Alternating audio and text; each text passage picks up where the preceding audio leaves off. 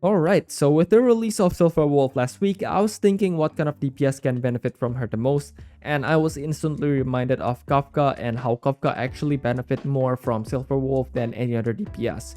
And why not talk about Kafka? Since a lot of people are saving for her, I want to talk about how she compares to the other DPS that is currently in the game. And since she just recently got a quote-unquote buff, she's going to be a pretty goddamn insane unit. First, let's talk about Kafka in general as a unit. Kafka is a lightning AoE DPS that works by applying damage over time to the enemies. The main difference with dot and regular attack is that dot can't crit, therefore stacking crit rate and crit damage on Kafka is not recommended since most of her damage comes from her dot. So if you're farming for Kafka, make sure you get the attack lightning body piece. I could be wrong here. If on release she turns out to benefit a lot more from attack and crit rate, then you can laugh at me. But her multiplier is so small that I am 90% sure she's going to be running an attack body piece instead of crit rate or crit damage because of how she works. Now let's talk about her buffs.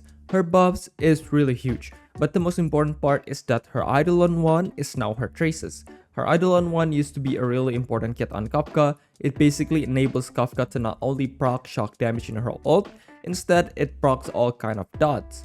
Her ult is an AoE damage dealing move that attack and proc shock to the enemies, and it also immediately deals shock damage.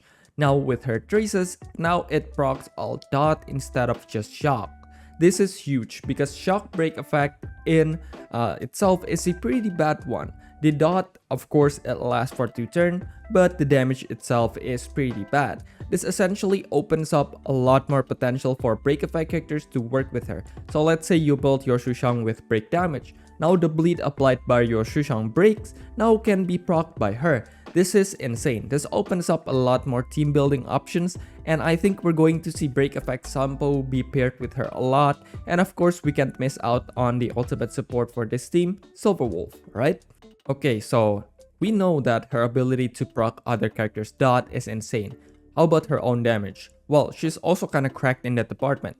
Her skill is basically her ultimate, but worse. It's literally the same thing. It procs all dot that is currently placed on the enemies, it deals AoE cleave damage, the number is just smaller on her skill than her ult, and it doesn't proc shock. This skill is pretty insane. It can proc the shock caused by her ultimate, which means her ultimate is going to deal way more damage, and speaking of her ultimate damage, the shock that is caused by her ultimate has a 300% attack multiplier for 2 turns. That's like 600 attack multiplier on an AoE skill. But again, even though it seems like a huge thing, it can't crit, so they have to make it huge so that she doesn't lose to against other DPS that can crit. But the neat thing is that the ultimate dot can be procced again with her skill. This basically makes her ultimate to be able to do a lot more damage than it's supposed to do. An insane skill. And not to mention, you don't want to leave out Serval out of the equation since she can prolong Kafka's shock, an electrifying duo if I have to say so myself. And then we have her talent. Her talent is really huge here. So her talent is a follow-up attack that procs every time an ally does a basic attack and increases the dot damage taken by the enemies by 20%, which is a nice addition to the already huge dot damage that she already has. But the crazy thing is this increases her energy regeneration. Her skill regenerates 30 energy and her auto attack regenerates 20 energy, and her talent regenerates 10 energy. Now in the CBT2, her ultimate cost is 120 energy, and it seems like it's going to stay like that because if it reduces then she's going to be broken, if it increases then her rotation is going to be weird. This talent basically enables her to do her ultimate every 3 turns if you spam her skill. And that is pretty insane. Not a lot of DPS can do that other than Itsu Serval. And this also opens up a lot of possibility with her light cone choices, namely the free 4-star Nihilil light cone that we just got. If Kafka's follow-up attack also procs the light cone energy regen, then that means with energy regen rope she can have her ultimate every 2 turns. Is it worth it? We're going to see when she releases, but for now, since the number on her kit can change almost any time, I can't say for sure. Now, what are her drawbacks? Because she's straight up insane, unique, and basically can tinker the game mechanics with her kit, right?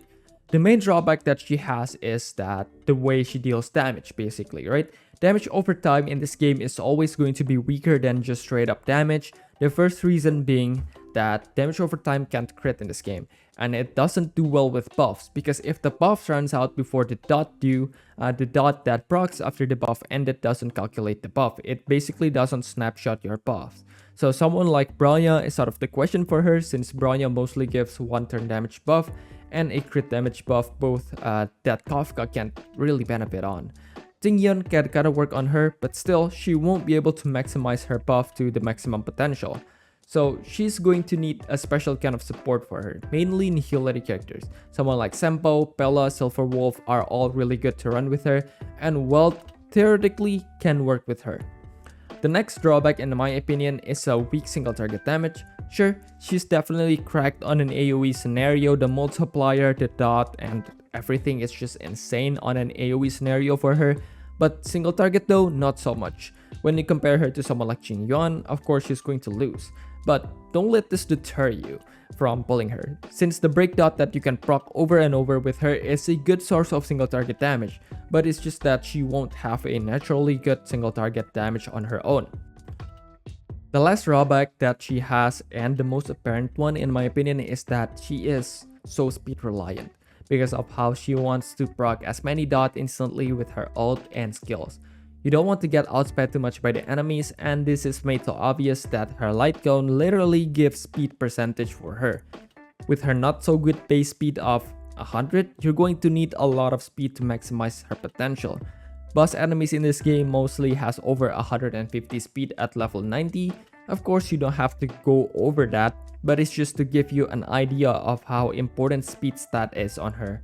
And speaking of speed, a Harmony character that can work really well with Kafka is Asta. Not only she gives Kafka the speed that she needs, Asta's buffs are not something that is determined by turns. Instead, her buffs are always active as long as she has her stack active. This means as long as Asta can maintain her stack, her buff won't run out, making her a really great choice for you to run with Kafka. So how good will Kafka be? Her worth is not something that can be easily judged by her solo performance because of how her kit works, right? She works really well with other team members, and unlike any other DPS that can basically output their damage solo, Kafka needs other team member in order for her to work.